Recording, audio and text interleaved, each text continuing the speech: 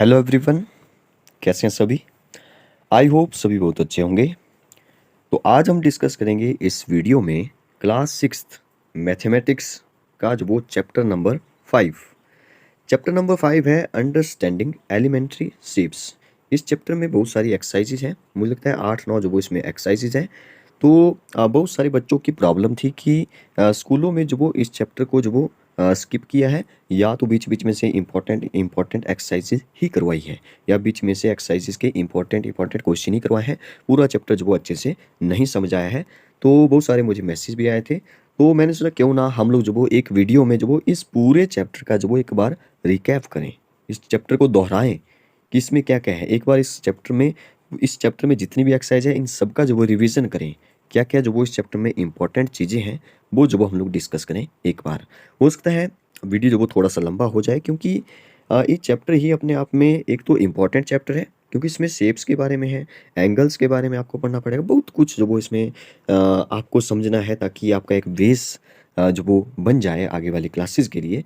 Chapter का नाम भी देखिए, ये अंडरस्टैंडिंग। तो अंडरस्टैंड करना है आपको, समझना है इसको, इस पूरे चैप्टर को। तो मुझे लगता है कि आप इस वीडियो को जो वो अगर पूरा देख लेंगे तो ये चैप्टर जो वो कंप्लीट हो जाएगा। इसमें कुछ भी हम लोग जो वो नहीं छोड़ने वाले हैं। आपके लिए जो होमवर्क होगा आज का वो ये रहेगा। एक तो इस चैप्टर को जो हम लोग पहले डिस्कस कर चुके हैं स्कूलों में। आज वो इस वीडियो को बनाने का जो मकसद है वो ये है कि आपको जो इस वीडियो को देखना है, एक बार आपका रिवीजन भी हो जाएगा। और होमवर्क ये है कि आपने जो वो 10 इम्पॉर्टेंट पॉइंट्स जो वो लिखने हैं। 10 इम्पॉर्टेंट पॉइंट्स वो कैसे लिखने हैं, जैसे हम मान लो इस चैप्टर को जो वो एक्सरसाइज 1 डिस्कस कर रहे हैं, 2 डिस्कस कर रहे हैं, बीच में जो मैंने कुछ ऐसा पॉइंट बता दिया जो कि इम्पोर्टेंट है, तो आपने जो वो इम्पोर्टेंट पॉइंट हेडिंग डालनी है, इम्पोर्टेंट पॉइंट्स। ठीक है, ज़्यादा भी हो सकते हैं लेकिन मिनिमम जो वो 10 ही हो, 10 तो कम से कम हो ही। 10 इंपॉर्टेंट पॉइंट्स ऐसे हेडिंग डालिए अपने फेयर कॉपी पर। फिर जो वो 1 जो वो ऐसे नंबर डालिए, सीरियल नंबर, फिर 2 डालिए, ऐसे ऐसे जो वो पॉइंट लिखते जाइए। पॉइंट नंबर 1 एक स्टेटमेंट लिखिए। जैसे मान लो मैंने एक स्टेटमेंट बता दी बीच में कि diameter is the longest chord of the circle. तो ये जो वो एक इम्पॉर्टेंट पॉइंट है, एक इम्पॉर्टेंट फैक्ट है। तो इसलिए जो वो एक इम्पॉर्टेंट, मैं बीच में बताता रहूँगा कि क्या क्या इंपॉर्टेंट है। तो आपने जो वो इस वीडियो को पूरा देखिए और 10 इंपॉर्टेंट पॉइंट जो वो आपने लिखने हैं। ठीक है, मिनिमम 10 हो, इससे ज़्यादा भी हो सकते हैं। वीडियो थोड़ा लंबा होगा, लेकिन आप जो इसको फास्ट भी कर सकते हैं, स्लो भी कर सकते हैं, इसकी क्वालिटी भी बढ़ा सकते हैं, घटा सकते हैं। ठीक है, तो चलिए फिर ज़्यादा डिले न करते हुए स्टार्ट करते हैं हमारे चैप्टर अंडरस्टैंडिंग एलिमेंट्री शेप्स। तो हम आ चुके हैं आपकी बुक के फर्स्ट पेज पे, चैप्टर नंबर 5 का जो फर्स्ट यहाँ पे लिखा भी है, देखिए अंडरस्टैंडिंग एलिमेंट्री शेप। कुछ इस तरह से आपको एनसीईआरटी बुक में जो वो देखने को मिलेगा। चलिए चलते हैं। इंट्रोडक्शन में जो वो आपको लिखा है शेप के बारे में कुछ ऐसा कि लाइन क्या होती है, लाइन सेगमेंट क्या होती है, क्योंकि लाइन से ही लाइन सेगमेंट बनता है और लाइन सेगमेंट से ही शेप बनती है। मैं थोड़ा सा आपको बता दूं लाइन के बारे में, लाइन सेगमेंट के बारे में, फिर आगे चलते हैं। लाइन होती है जिसके कोई एंड पॉइंट नहीं होते हैं और बिल्कुल स्ट्रेट होती है। और लाइन को मैंने ऐसे बीच में से काट दिया, ए पॉइंट बी पॉइंट, तो ए बी जो वो एक हमारा लाइन सेगमेंट बन गया। लेकिन ए बी की खास बात यह है कि इसके 2 एंड पॉइंट बन गए। इसका मतलब ये हुआ कि लाइन के नो एंड पॉइंट, लेकिन लाइन सेगमेंट के जो वो 2 एंड पॉइंट। ठीक है, ये बातें आपको पहले से पता है, तो मैं जल्दी जल्दी से बता रहा हूँ। रे क्या होती है, एक रे जो वो रे का एक एंड पॉइंट ओरिजिन पॉइंट होता है, और वहाँ से जो वो रेज निकलती है और आगे जो वो एक तरफ एक्सटेंड होती चली जाती है। इसको जो वो हम लोग रे बोलते हैं। बहुत सारी हो जाएगी तो रेज बोल देंगे। ठीक है, तो देखिए एक पॉलीगन क्या होता है उसको समझ लीजिए जल्दी से। पॉलीगन पॉलीगन जो वो एक क्लोज्ड फिगर होती है सबसे पहले, और वो जो वो लाइन सेगमेंट से बनती है। अब देखिए 2 लाइन से तो एक क्लोज्ड फिगर नहीं बन पाएगी, तो इसलिए 3 साइड वाला हमारा सबसे पहला पॉलीगन ट्राइंगल कहलाता है। अब 4 साइड वाला ट्राइंगल के अलग अलग टाइप है, इक्विलेटरल हो गया, आइसोसेलेस हो गया, स्केलिन हो गया। ठीक है, according to their angle, according to sides. ठीक है, अकॉर्डिंग टू एंगल देखें तो एक्यूट एंगल ट्राइंगल हो गया, ऑब्ट्यूज एंगल ट्राइंगल हो गया, राइट एंगल ट्राइंगल हो गया। ठीक है, तो वो आपको पता होना चाहिए पहले से ही। अगर नहीं पता है तो आप जब वो किसी एक स्पेशल टॉपिक पर जो वो वीडियो चाहते हैं तो आप कमेंट बॉक्स में लिख सकते हैं। नेक्स्ट है हमारा जो पॉलीगन, वो है क्वाड्रिलेटरल। क्वाड्रिलेटरल के मतलब है जिसमें 4 साइड्स होगी। अब 4 साइड में सभी साइड इक्वल होगी, वो स्क्वायर होगा। अपोजिट साइड इक्वल होगी, वो रेक्टेंगल होगा। ट्रेपेजियम होता है, पैरेललोग्राम होता है, बहुत सारे इसके टाइप आगे को होते हैं। वैसे ही पेंटागन होता है जिसकी 5 साइड हो जाए। एक बात समझिए कि जिसकी सभी साइड इक्वल हो जाए ना, वो रेगुलर कहलाता है। रेगुलर रेगुलर अगर 5 साइड है तो पेंटागन, अगर 6 साइड है तो हेक्सागन, साइड 7 साइड है तो सेप्टागन या हेप्टागन भी बोलते हैं, 8 side octagon, 10 side decagon. Nine side जो वो NONEGON, नानागन, ठीक है। तो कुछ इस तरह से जो वो इसको हम लोग बोलते हैं। ये जो वो हमारे लाइन सेगमेंट से बन रहे, देखिए यहाँ पे लिखा भी है angles, triangle, polygon, circle. Circle जो वो एक पॉलीगन नहीं है बिल्कुल भी, क्योंकि सर्कल एक क्लोज्ड फिगर तो है, लेकिन वो लाइन सेगमेंट से नहीं बना है, एक कर्व से बना हुआ है, तो इसको पॉलीगन नहीं कहा जा सकता। यहाँ पे लिखा है कि इनके जो वो डिफरेंट साइज होते हैं, डिफरेंट मेजर होते हैं, ठीक है। अब देखिए मेजरिंग लाइन सेगमेंट, पहले इस एक्सरसाइज में ज़्यादा कुछ नहीं है, मेजर करने के लिए बताया आपको, पता है स्केल से कैसे मेजर करते हैं। स्केल में जो एक जीरो पॉइंट होता है, जीरो से यहाँ पे वन हो गया, यहाँ पे टू हो गया, तो टू जो वो ये सेंटीमीटर हो गया, या जो भी आपके आप जैसे जिस मेजर से जो वो ले रहे हैं, ठीक है, किलोमीटर मीटर हो गया, ठीक है, तो वो जो वो मेजरमेंट होते हैं। एक बात समझिए यहाँ पे कि अगर एक लाइन है, ये तो ए बी जो वो एक लाइन सेगमेंट है, इसको डिनोट करेंगे ए बी, और इसके ऊपर ना लाइन सेगमेंट ऐसे लगा देंगे बाहर, जिसको हम लोग बोलते हैं। लेकिन यहाँ पे एरो मत लगाइए, अगर यहाँ पे ना आपने एरो लगा दिया गलती से, ऐसे एरो लगा दिया, तो इसका मतलब है लाइन सेगमेंट नहीं रहा, ये लाइन बन गई, क्योंकि लाइन जो वो दोनों तरफ एक्सटेंड होती है, इसलिए हमने एरो जो वो दोनों तरफ लगा दिए, तो लाइन हो गया, लाइन सेगमेंट हो गया। आगे चलते हैं, कंपेरिजन बाय ट्रेसिंग। देखिए कंपैरिजन जो वो ट्रेस करके आप कर सकते हैं कि ए से बी तक बड़ा है, तो सी से सी तक बहुत छोटा है, तो A B is greater than C D, ठीक है। कंपैरिजन यही है, और क्या है इसमें। देखिए अब देखिए यहाँ पे इंपॉर्टेंट है, जो हमारा रूलर होता है, जो हमारा स्केल जिसको हम बोलते हैं, या एक डिवाइडर होता है आपकी ज्योमेट्री बॉक्स में, ठीक है, सेट स्क्वायर होते हैं, बहुत सारी शार्पनर होता है, इरेजर होता है, लेकिन यहाँ पे रूलर और डिवाइडर से जो वो कंपैरिजन बताया है इसने। देखिए रूलर से जैसे मैंने एक लाइन लगाई, तो आप देखिए कि 1 से 2 तक है, फिर जो वो एक और लाइन है ये जो 1 से 3 तक है, तो आपको बताया कि 1 से 3 तक जो वो बड़ा हो रहा है, उसमें सेंटीमीटर बताए जाते हैं। सेंटीमीटर को जरा समझिए, या आप डिवाइडर से कंपेरिजन कर सकते हैं, इन दोनों नीडल को जो वो यहाँ पे इसके एंड पॉइंट पे रखिए, फिर जो वो उससे दूसरी लाइन पे एंड पॉइंट पे रखिए, अगर जो वो इससे जो वो ये छोटा है, तो आपको पता लग जाएगा कंपैरिजन करके।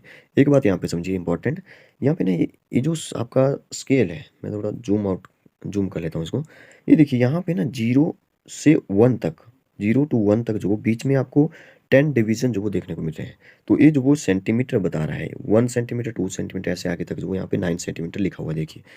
क्योंकि 1 सेंटीमीटर के अंदर 10 क्या होते हैं वो समझिए, 1 सेंटीमीटर में 10 जो वो मिलीमीटर होते हैं, जो 10 डिवीजन है बीच में, 0 और 1 के बीच में, ये जो वो मिलीमीटर है, छोटे छोटे, 1 मिलीमीटर, 2 मिलीमीटर, 3, 4, 5, 10 तक, ठीक है। 10 नहीं आएगा, 10 के बाद 10 में जो वो सीधा ही 1 सेंटीमीटर हो जाएगा। अब एक बात यहाँ पे लिखिए, देखिए इंपॉर्टेंट, ये देखिए 1 मिलीमीटर इज 0.1 सेंटीमीटर, इसको समझिए इंपॉर्टेंट है।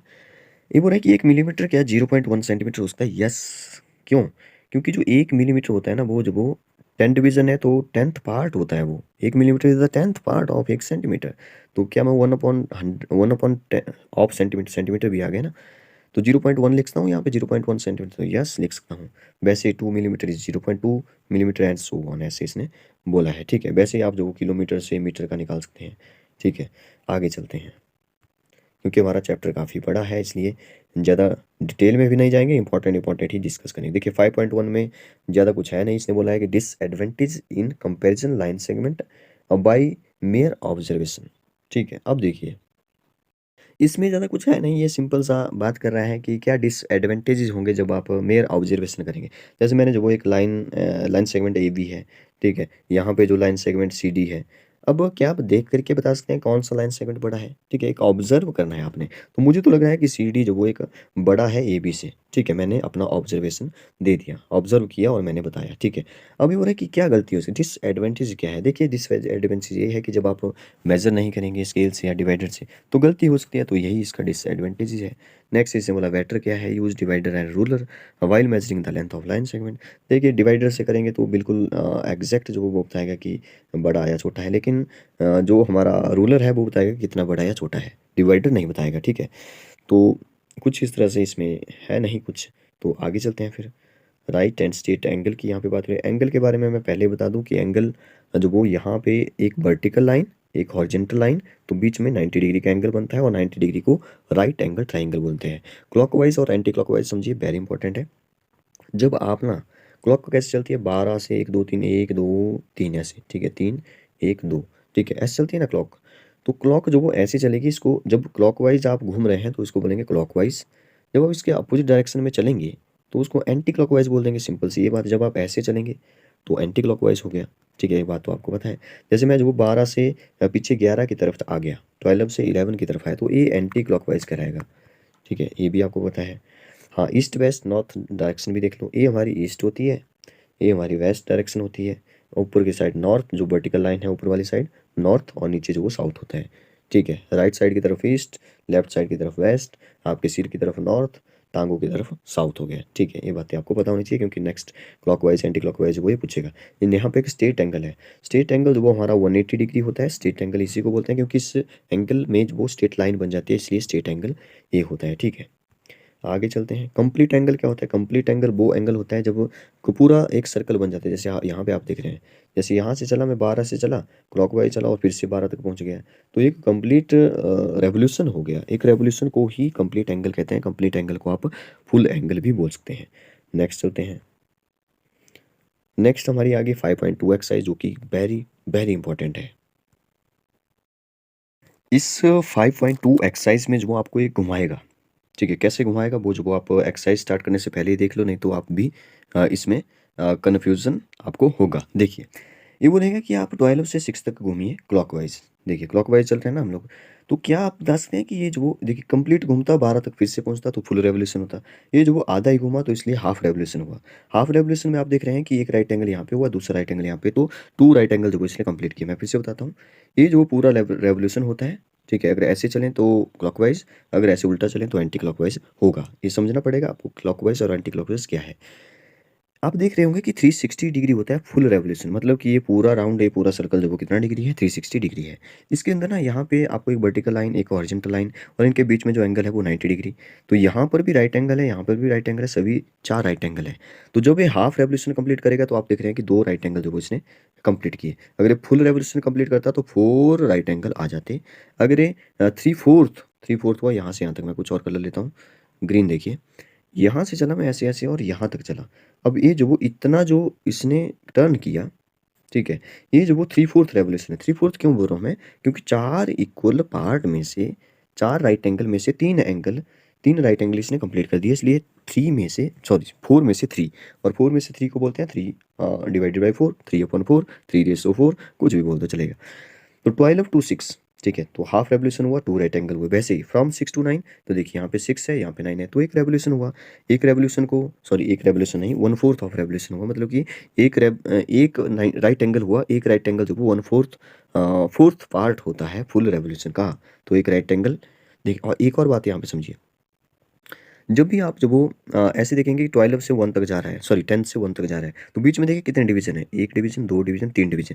3 डिवीजन का ही मतलब है राइट एंगल। ठीक है, इसको याद रखिए। जो वो मैंने आपको एक ऐसा पॉइंट बता दिया बीच में, जो आपको हर टाइम हेल्प करेगा। फिर से बताता हूँ, 10 और 1 के बीच में ना कितने डिवीजन है वो काउंट करिए। 1, 2, 3 डिवीजन है। 3 डिवीजन का मतलब है एक राइट एंगल।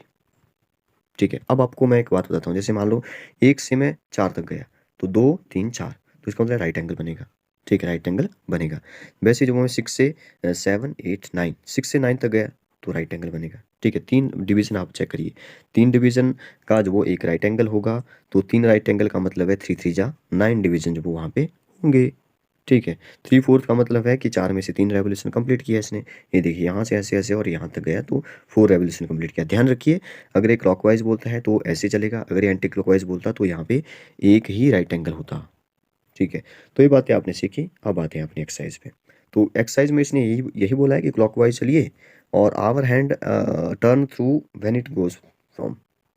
अच्छा, ये हो रहा है कि व्हाट फ्रैक्शन, कितना, और क्लॉकवाइज रेवोल्यूशन। देखिए 3 से 9 तक गया, तो एक मैं बता देता हूँ, बाकी आप करिए। यहाँ पे होगा 3, 9 कहाँ जैसे होगा? 9 यहाँ जैसे होगा। अब इसने बोला कि कैसे चलना है? क्लॉकवाइज चलना है, तो 3 से ऐसे ऐसे ऐसे और 9 तक पहुँचेगा ये।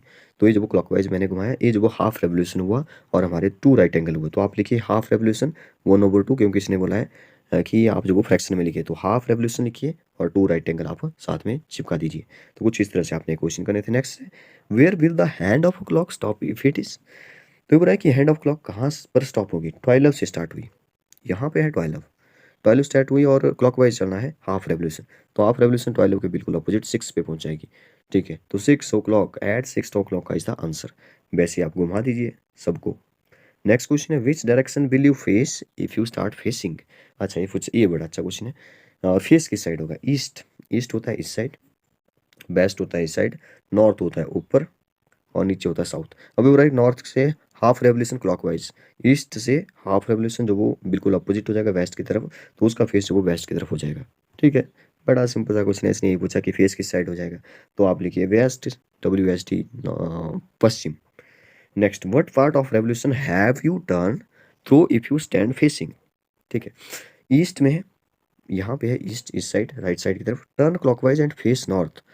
Turn clockwise, clockwise and face north करना है, मतलब कि टर्न क्लॉकवाइज, क्लॉकवाइज क्लॉकवाइज कैसे चलेगा, नीचे की तरफ ऐसे ऐसे ऐसे तो नॉर्थ की तरफ आ जाएगा, मतलब कि ऐसे पहुंचेगा। ये पूरा पाथ जो वो ट्रैवल करेगा, 3/4 पार्ट जो वो ट्रैवल करेगा तभी जो वो नॉर्थ पे पहुंचेगा। ठीक है, तो इसने वही पूछा है कि पुल कितने पार्ट, रेवोल्यूशन का कौन सा पार्ट, व्हाट पार्ट, तो 4 में से 3/4 पार्ट ऑफ द रेवोल्यूशन। ठीक है, तो 3/4 इज द आंसर। तो कुछ इस तरह से आप इनके आंसर दीजिए। नेक्स्ट क्वेश्चन है, find the number of right angle.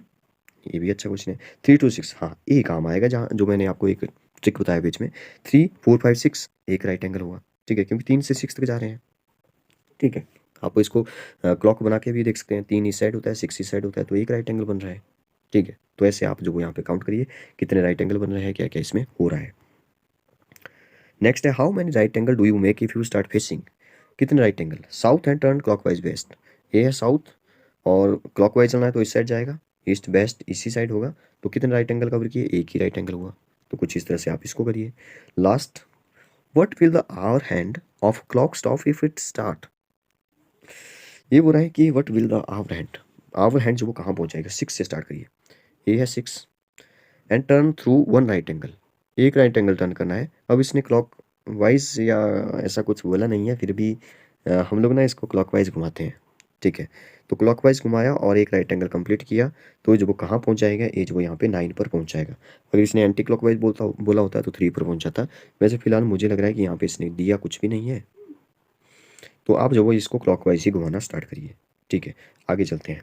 आगे हमारा है angle, acute, obtuse and reflex angle. मैं पहले बता देता हूँ एक्सरसाइज स्टार्ट करने से पहले क्या क्या होते हैं एंगल। देखिए, ये है हमारा फुल रेवोल्यूशन। ठीक है, यहाँ से मैं चलना स्टार्ट करूँगा, मैं रेड से बता रहा हूँ अब, यहाँ से चलना स्टार्ट करूँगा, ये हमारी एक्स एक्सिस है और ये हमारा वाई एक्सिस है। ठीक है, इसमें समझना इजी हो जाएगा। फुल रेवोल्यूशन का मतलब है एक पूरा राउंड कंप्लीट कर लो, यहाँ से चल करके यहाँ पर ही पहुँच गया तो फुल रेवोल्यूशन हो गया। फुल रेवोल्यूशन कंप्लीट एंगल बात ही की है 360 डिग्री। ठीक है, 360 डिग्री हो जाएगा जब वो पूरा राउंड कंप्लीट करेगा। अब देखिए, जीरो है यहाँ पे, अभी जीरो से मैं स्टार्ट कर रहा हूँ, यहाँ पे जीरो है, जीरो से मैं ऊपर की तरफ गया, यहाँ पे आपको बताया कि 90 डिग्री बनेगा। तो ये जो लाइन है वर्टिकल और हॉरिजॉन्टल, ये अपने आप में यहाँ पे बीच में राइट एंगल बनाती है, इतना आपको पता है, 90 डिग्रीज राइट एंगल। ठीक है, अगर इससे आगे चले जाएँ तो यहाँ पे ये जो लाइन है इस साइड, ये जो एंगल बन रहा है बिल्कुल स्ट्रेट लाइन बन रही है, तो इसको हम स्ट्रेट एंगल बोलते हैं, यहाँ पे बन गया 180। ठीक है, अगर हम यहाँ पे आ जाएँ नीचे की तरफ, ठीक है, इस 3/4 पार्ट को बोलते हैं 270 डिग्री। ठीक है, पूरा आ जाए तो 360 डिग्री होगा। मैं एक बार फिर से बताता हूँ, ये है वो सर्कल, यहाँ से चला, यहाँ पे है 0, यहाँ पे है 90, यहाँ पे है 180 और यहाँ पे है 270। इतना मैंने अभी तक आपको बताया। अब एंगल समझिए, अगर मैं 0 और 9, अब इनको जो स्पेशल लाइन है हमारे बीच में, जैसे वर्टिकल है हॉरिजॉन्टल, उनको मैंने स्पेशल एंगल नाम दे दिए। इसको राइट एंगल बोला, इसको इसको क्या बोला, स्ट्रेट एंगल बोला। 270 को मैंने कुछ नहीं बोला, फिलहाल इसको रिफ्लेक्स एंगल बोल दीजिए, मैं बता रहा हूँ कि कैसे बना। अगर मैं 0 और 90 के बीच वाले एंगल को मैंने कुछ नहीं बोला, इनको बोलते हैं एक्यूट एंगल। क्या बोलते हैं इनको, एक्यूट एंगल बोलते हैं। और 90 और 180 के बीच में जो एंगल होते हैं वो होते हैं ऑब्ट्यूज एंगल। ठीक है, जैसे हम पूछो 155 कौन सा एंगल है, तो आप बोलिए ऑब्ट्यूज एंगल। जैसे हम पूछो 60 डिग्री कौन सा है, आप बोलिए एक्यूट एंगल। हाँ, 0 डिग्री कुछ नहीं होता है, 0 डिग्री मतलब कि एक ही लाइन है, वो एक ही लाइन पर ओवरलैप कर रही है दूसरी लाइन, तो वो एंगल 0 एंगल कहलाता है। जब कोई एंगल ही नहीं बन रहा है, एक लाइन पे ओवरलैप दूसरी लाइन, तो 0 एंगल है। ठीक है, 90 डिग्री को जो आप एक्यूट एंगल मत बोलिए, 90 डिग्रीज राइट एंगल, 90 डिग्री से पीछे और 0 से आगे। वैसे ही 180 और 90 के बीच में ऑब्ट्यूज एंगल होते हैं। हाँ, 180 से आगे और 360 से पीछे, ये सारे नीचे वाले एंगल, ये सारे ही रिफ्लेक्स एंगल कहलाते हैं। इसे 270 भी हमारा रिफ्लेक्स एंगल हो गया। तो ये कुछ एंगल बताया, आपको पता होना चाहिए। आगे चलते हैं, इतना ही इसमें था, राइट एंगल आपको पता होना चाहिए।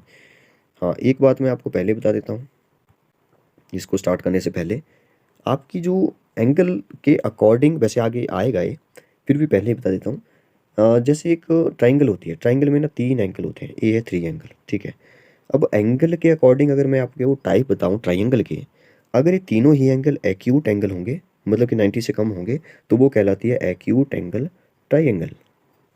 ठीक है। अगर एक एंगल 90 डिग्री का हो गया तो उसको बोलते हैं राइट एंगल ट्राइंगल, क्योंकि 90 डिग्री इज राइट एंगल, ठीक है। हाँ, कभी ऐसा हो गया कि एक एंगल ना गलती से ऑब्ट्यूस एंगल बन गया, दो एंगल जो है एक्यूट एंगल हो जाएंगे। मतलब एक एंगल यहाँ पे ऑब्ट्यूस बन गया, 90 से बड़ा हो गया, तो दो एंगल ऑटोमेटिक, तो जिस एंगल में दो एंगल एक्यूट एंगल हो, two acute angle and one obtuse angle, तो उसको बोलते हैं ऑब्ट्यूस एंगल ट्राइंगल, ठीक है। बाकी साइड के अकॉर्डिंग तो आपको पता ही है, जिसकी सभी साइड इक्वल इसको बोलते हैं इक्विलेटर ट्राइंगल, जिसकी दो साइड इक्वल होगी उसको बोलते हैं आइसोसेलेस ट्राइंगल, जिसकी कोई भी साइड इक्वल नहीं होगी उसको हम लोग जो वो क्या बोलते हैं, उसको हम लोग जो वो फिर स्केलिन ट्राइंगल जो वो बोल देते हैं। ये आपको पता होना चाहिए पहले से ही। नेक्स्ट चलते हैं। नेक्स्ट है हमारी 5.3 एक्सरसाइज। देखिए इसमें भी वही एंगल के बारे में बताया जा रहा है। 5.3 पे आते हैं, यहाँ पे मैच द फॉलोइंग करना है। वेरी वेरी इंपॉर्टेंट जो वो एक्सरसाइज जो वो इसको कहा जा सकता है। हाँ देखिए, इसमें मैच द फॉलोइंग है और काफ़ी अच्छे अच्छे जो वो क्वेश्चन है। देखिए स्ट्रेट एंगल होता है 180 डिग्री, ठीक है। स्ट्रेट लाइन बनती है तो स्ट्रेट एंगल इसको कहते हैं। ये जो वो देखिए 180 फुल रेवोल्यूशन होता है 360, तो आप देख रहे हैं ये जो वो 360 का आधा है, तो क्या मैं इसको हाफ ऑफ रेवोल्यूशन बोल सकता हूँ? Yes, half of revolution. तो इसको मिला जी हाफ ऑफ रेवोल्यूशन से, सी से, ठीक है। नेक्स्ट, राइट एंगल होता है 90 डिग्री, तो जहाँ भी राइट एंगल बन रहा है वहाँ पे देखिए यहाँ पे लिखा है लेस देन 1/4। 1/4 ऑफ रेवोल्यूशन का मतलब है 1/4 ऑफ 360, तो 1/4 हो गया इसका 90 डिग्री, लेकिन इसने बोला लेस देन।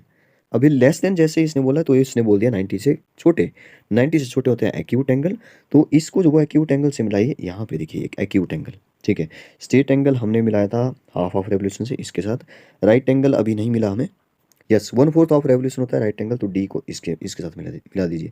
ऑब्ट्यूस एंगल होता है, ऑब्ट्यूस एंगल होता है देखिए 90 से बड़ा और 180 से छोटा। क्या मैं बोल सकता हूँ कि greater than 1/4 and less than half of revolution, ठीक है, या more than half of revolution, तो हमारे रिफ्लेक्स एंगल होते हैं। तो रिफ्लेक्स एंगल को पहले इसके साथ ही मिला दो, ठीक है। अब मेरे पास बचा यहाँ पे देखिए between 1/4 and half of revolution, तो यही तो है हमारा ऑब्ट्यूस एंगल। 1/4 जो वो हमारा 90 डिग्री होता है और हाफ रेवोल्यूशन हमारा 180 डिग्री होता है, तो इनके बीच वाले एंगल ऑब्ट्यूस एंगल होते हैं। तो यही तो था, ठीक है। हाँ, ऑप्शन जो वो यहाँ पे हमारे पास ज़्यादा है, क्वेश्चन कम है, इसलिए एक बच गया हमारे पास, वन कंप्लीट रेवोल्यूशन। अगर इसको मिलाना हो तो यहाँ पे लिखा होना चाहिए था 360 degree, one complete revolution, one revolution, या यहाँ पे लिखा होता 4 राइट एंगल, क्योंकि 4 राइट एंगल से ही तो बनेगा 360 डिग्री, ठीक है। तो ये एक अच्छा क्वेश्चन जो इसको कहा जा सकता है। बाकी आपको पता है कि ये जो एक्यूट एंगल है 90 डिग्री इतना होता है। अगर ये ऐसे बढ़ जाए, थोड़ा सा ऐसे हो जाए, तो ये 90 से बड़ा हो गया। अगर ये एंगल ऐसे हो जाए तो रिफ्लेक्स एंगल हो जाएगा। अगर ये एंगल ऐसे हो तो ये तो फुल एंगल ही हो गया, ठीक है। तो ये तो आइडेंटिफाई करना जो आपको आना चाहिए। नेक्स्ट चलते हैं। नेक्स्ट हमारी डिग्री की बात हो रही है, इसमें देखते हैं क्या है। सेमी सर्कल की बात हो रही है। क्वाड्रेंट, क्वाड्रेंट देखिए क्या होता है, एक सर्कल है, सर्कल के 4 पार्ट कर दो, तो एक पार्ट जो इसमें जो चारों पार्ट हैं अलग अलग को देखेंगे तो क्वाड्रेंट कहलाएंगे। तो 4 क्वाड्रेंट से एक सर्कल बनता है। क्वाड का मतलब ये अपने आप में 4 होता है, चौथा हिस्सा होता है, ठीक है। चौथा पार्ट ऑफ सर्कल क्वाड्रेंट कहलाता है। नेक्स्ट चलते हैं आगे। प्रोटेक्टर आपको पता है, जो हमारा डी होता है, जिसको हम चांद बोल देते हैं अपनी लैंग्वेज में, उसको प्रोटेक्टर बोलते हैं। क्या बोलते हैं इसको? प्रोटेक्टर। यहाँ पे देखिए प्रोट्रैक्टर। नेक्स्ट नेक्स्ट आता है एक्सरसाइज 5.4 पे। 5.4 में लिखा है कि what is the measure of right angle. Right angle 90 degree होता है, स्ट्रेट एंगल 180 डिग्री होता है। क्या है इसमें? इसमें तो कुछ है ही नहीं। से ट्रू और फॉल्स, ट्रू और फॉल्स बोला है। अब देखिए acute, the measure of acute angle is less than 90 degree, बिल्कुल सही बात है। 90 से कम होते हैं, 0 से बड़े होते हैं। Obtuse angle is greater then 90, बिल्कुल सही है, ऑब्ट्यूस एंगल बड़े होते हैं 90 से। लेकिन यहाँ पे एक बात लिखनी चाहिए इसको कि लेस देन 180 भी होते हैं। द मेजर ऑफ, ये भी सही है, मतलब एक प्रकार से रिफ्लेक्स एंगल जो वो 180 से बड़े होते हैं, सही बात है, रिफ्लेक्स एंगल बड़े होते हैं 180 से, ठीक है, और 360 से छोटे होते हैं। वन कंप्लीट रेवोल्यूशन जो वो 360 डिग्री होता है, बिल्कुल सही है। ये तो मुझे सारे ही सही लग रहे हैं। नेक्स्ट है angle M, if M angle A 53 है, और मेजर ऑफ एम का मतलब यहाँ पे मेजर है मेरे ख्याल से, एम मतलब measure, measure of angle B 35 है। तो angle A is greater than angle B, वो तो दिख रहा है 53 बड़ा है 35 से। तो इसने क्या बोला? इसने बोला write down the measure of some acute angle. अरे अच्छा, ट्रू फॉल्स है, तो यहाँ पे जो वो इसने बिल्कुल सही बात बोली है, एंगल ए जो वो बी से बड़ा है। ये क्या बात हुई? ये इतना सिंपल सा क्वेश्चन। इस नेक्स्ट क्वेश्चन में सम एक्यूट एंगल, तो 0 और 90 के बीच में जितने भी नंबर है ना, सारे चिपका दो, सारे एक्यूट एंगल है, लेकिन एक दो ही लिखिए। ऑब्ट्यूस एंगल होते हैं 90 और 180 के बीच में जो भी आ रहे हैं, 90 और 180 को मत लीजिए, उसके बीच में जो भी है वो सारे ऑब्ट्यूस एंगल है, तो चिपका दो सभी को। एटलीस्ट, लेकिन 2 एग्जांपल बोला है, सबको मत लिखिए। मेजर ऑफ एंगल, देखिए प्रोटेक्टर से इसको जब आप नाप सकते हैं कि कितना जो है ए एंगल बन रहा है, तो एक बात तो ये है कि 90 से तो छोटा है, मतलब कि एक्यूट एंगल है। तो आप चेक करिए कि 45 डिग्री बन रहा है कि नहीं बन रहा है, वैसे आप चेक कर सकते हैं।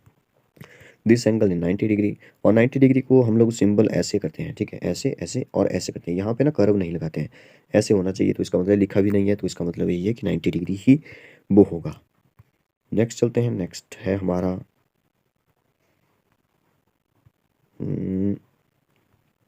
एक्सरसाइज है 5 पॉइंट, कौन सी एक्सरसाइज, 5.5 है, ठीक है। देखिए 5.5 में बोला है which of the following are models for perpendicular line. Perpendicular lines जो वो कौन कौन कहाँ कहाँ बन रही है, देखिए adjacent side of table top. अगर जो वो आपका टेबल कुछ इस तरह से है, ठीक है, ऐसे है ना टेबल, अगर स्क्वायर या रेक्टेंगुलर फॉर्म में है, तो एडजेसेंट साइड, एडजेसेंट मतलब साथ वाली, तो ये दो साइड, साथ वाली साइड जो वो राइट एंगल बना रही है, बिल्कुल सही है टेबल टॉप, ठीक है। परपेंडिकुलर लाइन जो वो बन रही है तो सही है। The line of a railway track, देखिए रेलवे ट्रैक में ना ऐसे होता है रेलवे ट्रैक, तो इसमें परपेंडिकुलर तो नहीं है, लेकिन ये पैरेलल लाइन है, वो जो कभी आपस में नहीं मिलती है। हाँ इन्फिनिटी पे मिलेगी, वो आप पढ़ेंगे आगे, लेकिन लेकिन ये लाइनें कभी आपस में नहीं मिलती है, तो railway track is not a perpendicular, but it is क्या बोलते हैं, पर पैरेलल, ठीक है, पैरेलल होती है वो।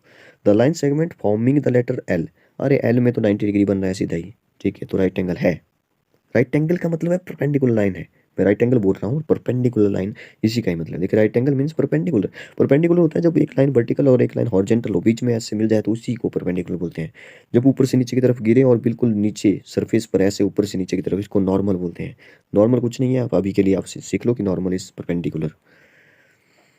द लेटर वी, अरे वी में तो 90 डिग्री नहीं है, परपेंडिकुलर नहीं है, तो नो परपेंडिकुलर, ठीक है। तो कुछ इसी टाइप के जो इसमें क्वेश्चन है, मुझे नहीं लगता कि इसमें ज़्यादा कोई प्रॉब्लम आपको होगी। डिवीजन चेक करिए कितने हैं, कौन सा बड़ा छोटा है, इसमें आपको यही बोला है, ठीक है। नेक्स्ट आते हैं क्लासिफिकेशन ऑफ ट्राइंगल।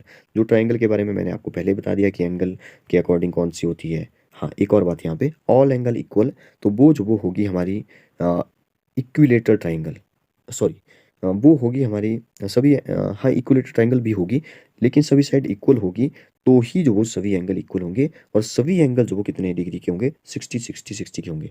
और इन तीनों का जो सम है वो बन रहा है 180, और हर किसी ट्राइंगल के अंदर वाले इंटीरियर एंगल का सम 180 डिग्री ही होता है। एक बात और, एक होती है राइट एंगल ट्राइंगल, जिसमें एक एंगल 90 का बन जाता है, तो एक एंगल 90 डिग्री का, तो इसका मतलब है राइट एंगल ट्राइंगल को जो हम लोग क्या बोल सकते हैं, आइसोसेलेस ट्राइंगल बोलते हैं, क्योंकि इसमें ना दो एंगल जो वो इक्वल हो जाते हैं। दो एंगल इक्वल का मतलब है दोनों साइड इक्वल होगी, और ये जो तीसरी साइड है ना, वो सबसे बड़ी साइड होती है, जो 90 डिग्री के सामने होती है वो सबसे बड़ी साइड होती है। आगे पढ़ेंगे आप इसको, जो वो हाइपोटेन्यूज बोलते हैं, हिंदी में इसको कर्ण बोलते हैं। इसको जो नीचे है, जो मैं यहाँ पे हाईलाइट कर रहा हूँ, वो जो हमारा बेस है, और ये जो लाइन है जो जहाँ पे 90 डिग्री और बेस पर बना हुआ है, इसको हम परपेंडिकुलर बोलते हैं, ठीक है। तो ये बातें कुछ मैंने आपको ऐसे बता दी जो आपको पता होनी चाहिए थोड़ी सी। ट्राइंगल के बारे में है जो मैंने आपको पहले ही बता दिया है। देखिए एक्यूट एंगल ट्राइंगल, जिसमें सभी एंगल 90 से कम हो, एक्यूट एंगल हो। राइट एंगल, जिसमें एक एंगल 90 डिग्री आपको दिखाई दे रहा है, दो एंगल जो वो इक्वल हो जाएंगे, मतलब एक 90 डिग्री है तो दो एंगल 45 45 के हो जाएंगे, इसमें ध्यान रखें। एक एंगल यहाँ पे देखिए ऑब्ट्यूस बन गया, तो दो एंगल एक्यूट हो जाएंगे। पता नहीं कितना ऑब्ट्यूस है, मतलब कितना डिग्री जो वो बना है, 180 डिग्री से बड़ा होगा, 180 डिग्री से छोटा नहीं हो सकता, सॉरी मैंने गलत बोल दिया, 180 डिग्री से छोटा ही होगा, 180 डिग्री से बड़ा नहीं हो सकता। तो फिर वो ट्राइंगल नहीं बनेगी, फिर ऐसे तो कर्व बनेगा फिर, है ना। हाँ ऑपोजिट डायरेक्शन से मिला दे तो बन सकती है। तो इनका पता नहीं कि कितने की डिग्री के एंगल होंगे, वो डिपेंड करता है इस पर। और इसका हमें पता है कि 90 डिग्री होगा, तो ये 45 और 45 होंगे। हाँ इसका भी हमें पता है, नहीं इसका भी नहीं पता है। ये हो सकता है कि तीनों एंगल जो वो अलग अलग हो, लेकिन 90 से कम ही होंगे। हाँ एक ट्राइंगल है हमारे पास जिसकी सभी साइड इक्वल है, उसका हमें पता है कि सभी एंगल जो वो 60 60 के ही होंगे, पहले से ही फिक्स है। तो बहुत सारी बातें जो मैंने आपको बता दी। 5.6 देखिए, name the type of following triangle. बिल्कुल इजी क्वेश्चन है, 7 8 9 सभी साइड अलग अलग है, तो इसका मतलब वो जो वो स्केलिन ट्राइंगल है। अब देखिए आगे देखिए, ए बी सी एक ट्राइंगल है, ए बी जो उसमें 8.7 है, ए सी 7 है, और बी सी है, सभी जो वो अलग अलग है, फिर से स्केलिन ट्राइंगल है, ठीक है। आगे चलिए, पी क्यू और क्यू आर सभी जो वो 5 सेंटीमीटर तीनों साइड इक्वल है, तो वो इक्विलेटर ट्राइंगल है, ठीक है। एक एंगल 90 डिग्री है तो वो राइट एंगल ट्राइंगल है। अरे इसमें है क्या, कुछ भी नहीं है। एक एंगल 90 डिग्री तो दो साइड इक्वल, तो वो जो आइसोसेलेस ट्राइंगल होगी, मैंने अभी बताया कि एक एंगल 90 डिग्री हो गया तो वो राइट एंगल होती है, लेकिन राइट एंगल के साथ ही दो एंगल इक्वल हो जाते हैं, तो इसलिए उसको दो साइड भी इक्वल हो जाती है, तो आइसोसेलेस ट्राइंगल जो वो कहलाती है। बड़े सिंपल से क्वेश्चन है, आप खुद करिए इनको। Three side of equal length, तो वो इक्वलेटरल होगी, कहाँ पर है इक्वलेटर, इक्वलेटर यहाँ पे है, ठीक है, चिपका दीजिए। दो साइड ऑफ इक्वल लेंथ, तो वो आइसोसेलेस होगी, आइसोसेलेस विद राइट एंगल होगी, ठीक है। All side are different side, वो स्केलिन होगी, स्केलिन कहाँ है, स्केलिन पहले में है, इसको यहाँ पे लगा लीजिए। Three acute angle, acute angle triangle है कहाँ पे, यस यहाँ पे है। एक राइट एंगल, तो राइट एंगल ट्राइंगल होगी, यहाँ पे डी से मिलाइए इसको। एक ऑब्ट्यूस एंगल होगा, तो वो ऑब्ट्यूस एंगल ट्राइंगल होगी, सी के साथ मिलाइए इसको। एक राइट एंगल और two side of equal length, तो वो आइसोसेलेस होगी, इसी के साथ चिपका दो इसको। या इसको ना एक और था ऊपर, इसको इसके साथ भी चिपका सकते हैं, इन दोनों में जो आप किसी को भी ले सकते हैं, लेकिन टू इक्वल साइड होगी तो उसको आइसोसेलेस से चिपकाइए। यहाँ पे इसने राइट एंगल बोला, तो इसको आप ऊपर वाले के साथ लगाइए, क्योंकि इसने बोला राइट एंगल, ठीक है, तो इसमें थोड़ा ध्यान रखें।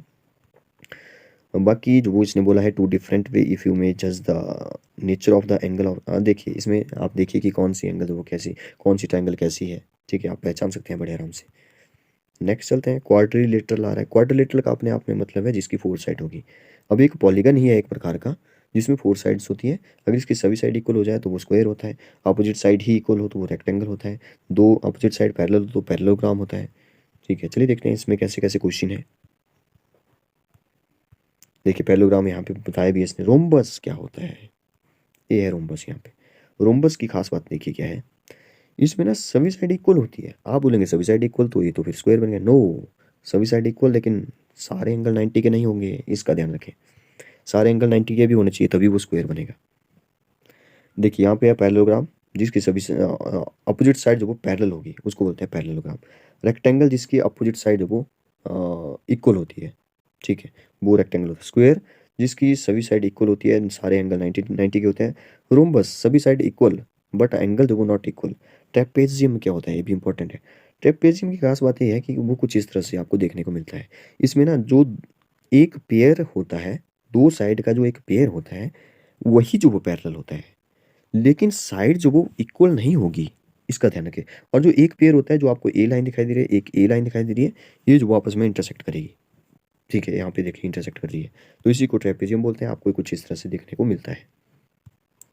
तो ये बता दिया, आप इस क्वेश्चन को खुद कर सकते हैं बड़े आराम से, ठीक है। हाँ, मैंने बोला 10 इंपॉर्टेंट पॉइंट लिखिए, जैसे मैंने बोला वन रेवोल्यूशन, तो आप लिखिए one revolution equal to 360 degree, एक पॉइंट तो मैंने बता दिया, देखिए। तो आप ऐसे लिखिए शॉर्टकट में, 10 तो आपके कम से कम होने चाहिए, ज़्यादा से ज़्यादा आप जितने मर्जी लिख लो, ठीक है। तो नेक्स्ट चलते हैं 5.7 पे आगे हम लोग। 5.7 में क्या है, से ट्रू एंड और false. Each angle of rectangle are right angle, बिल्कुल सही है, सारे एंगल राइट एंगल होते हैं, बिल्कुल सही है, 90 डिग्री होते हैं सारे रेक्टेंगल में। The opposite side of rectangle are equal in length, बिल्कुल सही है भी, अपोजिट साइड तो इक्वल होती है रेक्टेंगल की।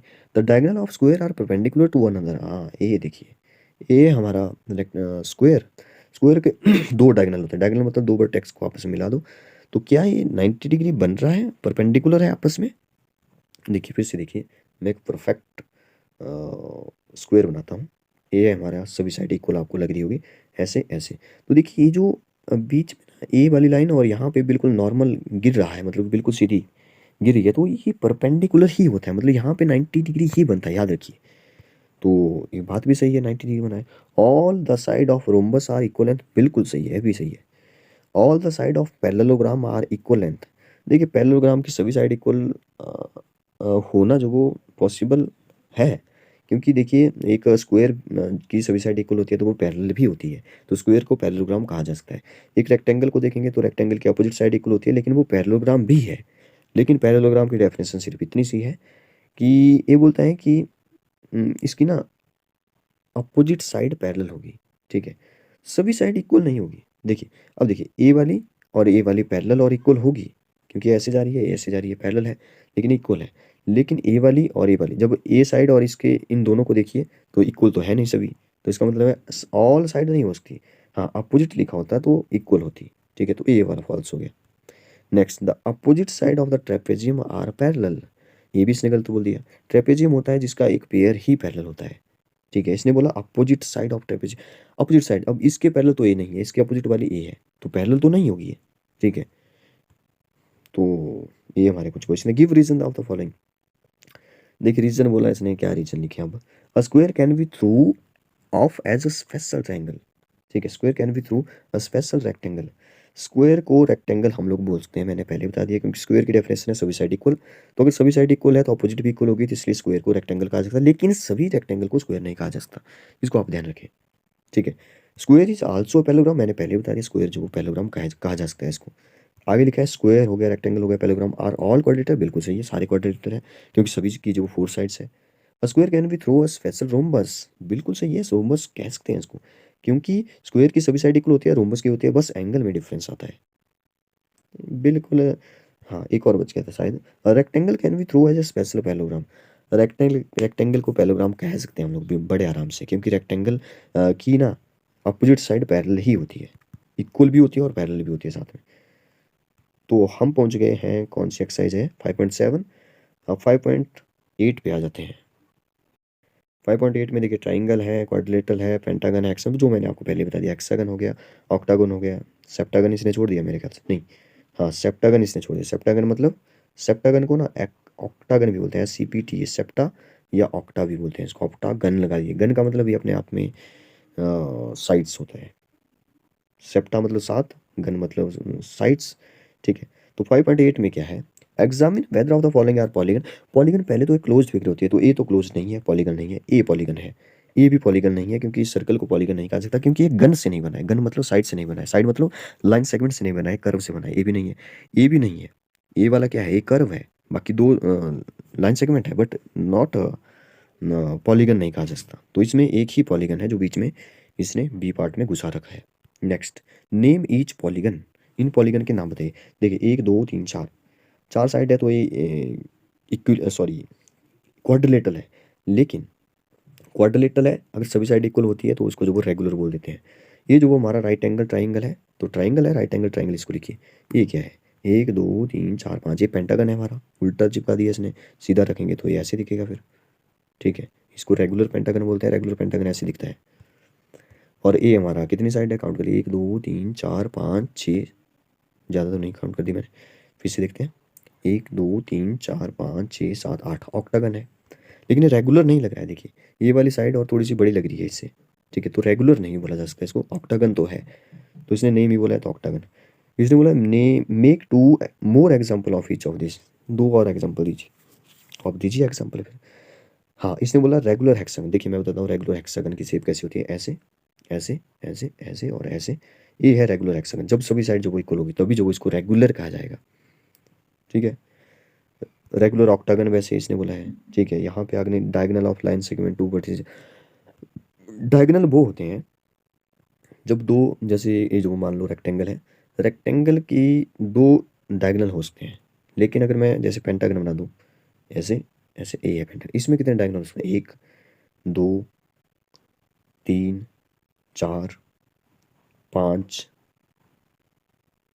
हर एक लाइन से दो, हर एक पॉइंट से दो लाइन सेगमेंट जो हो जाएंगे। ठीक है, तो एक से दो जा रहे हैं, तो एक से यहाँ पे दो गए, ठीक है, यहाँ से भी दो गए, 4 हो गए, यहाँ से एक गया, 5 हो गए, तो 5 वो यहाँ पे लाइन सेगमेंट हमारे बन रहे हैं।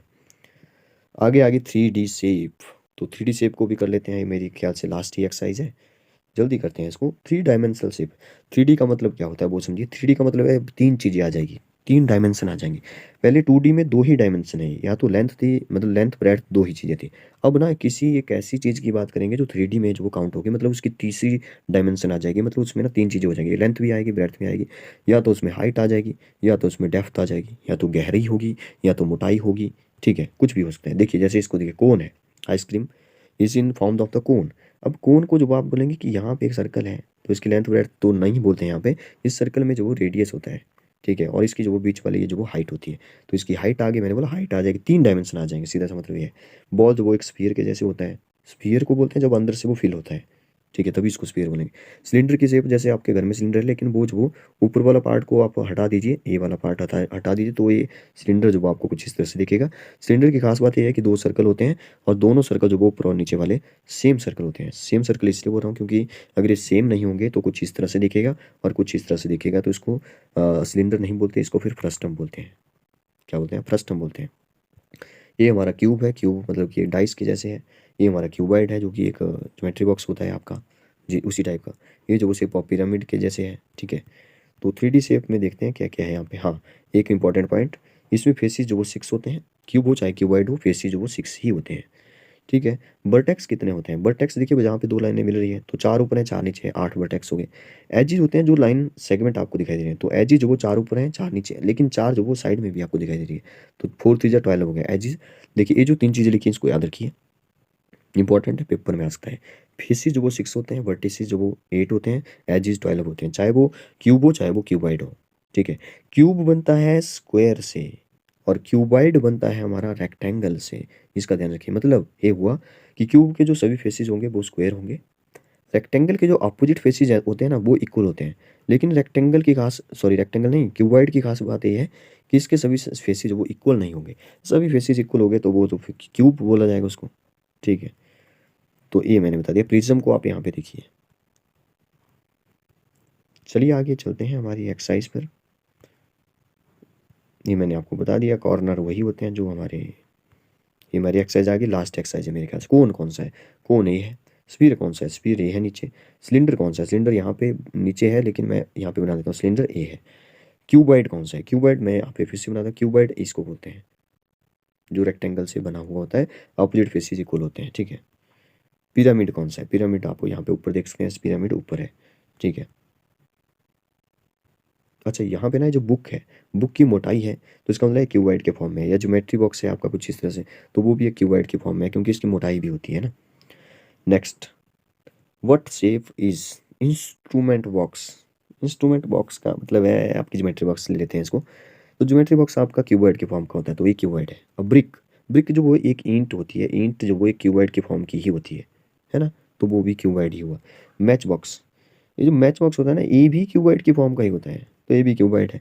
और रोलर, देखिए रोलर कैसा होता है, मेरे ख्याल से ये जो कुछ इस तरह से होता है, फिर ऐसे ऐसे घूमता जाएगा आगे आगे आगे आगे। तो ये कौन सी शेप है? सिलिंड्रिकल शेप है, तो roller is cylindrical shape, 2 circle, equal circle. और स्वीट लड्डू, लड्डू है, लड्डू मतलब अंदर से फिल है पूरा, तो वो जो वो लड्डू मतलब स्फीयर है, क्या है वो? स्फीयर है। तो यहाँ पे कुछ हमने डिस्कस किया, वो जो आप यहाँ पे देख सकते हैं, कुछ इंपॉर्टेंट पॉइंट यहाँ पे भी लिखे हुए हैं। अच्छा मतलब आपकी इंपॉर्टेंट पॉइंट जो वो लास्ट में गिवन भी है, the distance between the end point line segment is length, length बोलते हैं इसको। तो मुझे लगता है कि आपको, अच्छा बीच में जो वो यहाँ पे 3 ही पॉइंट है, देखिए नहीं बहुत सारे पॉइंट जो वो यहाँ पे लिखे हैं, तो यहाँ से भी आप इनको लिख सकते हैं। आपके बुक में जो वो बहुत सारे पॉइंट जो वो लिखे हुए हैं, 10 ही पॉइंट है। देखिए मुझे नहीं पता था एक्चुअल में कि यहाँ पे भी 10 पॉइंट लिखे हैं, मैंने ऐसे बोला कि 10 पॉइंट जो वो आपको लास्ट में लिखने होंगे। तो यहाँ से अगर आपको नहीं पता चला तो यहाँ से देखें, तो मैं देखूंगा किसने जो वो खुद पॉइंट जो वो क्रिएट किए, खुद बनाए वीडियो को देख करके, ठीक है। थोड़ा बड़ा वीडियो है, तो अगर आपको बीच में पता ना चला हो तो आपको एक बार फिर से देख सकते हैं। अपने फ्रेंड के साथ भी शेयर करिए इसको, ताकि उनको पूरे चैप्टर के बारे में पता चले। Thank you. और कमेंट बॉक्स में ना, इस वीडियो के कमेंट बॉक्स में अपना नाम जो वो जरूर लिखें, ताकि मुझे पता चले, क्योंकि मैं लास्ट में जो इस बात को बोल रहा हूँ, इसका मतलब है लास्ट तक जिसने वीडियो देखी वही जो वो कमेंट बॉक्स में अपना नाम लिखेगा, ठीक है। तो कमेंट बॉक्स में अपना डाल डालिए इस वीडियो के कमेंट बॉक्स में, ताकि मुझे पता चले कि आपने वीडियो पूरा देख लिया है। Okay, thank you and have a great day.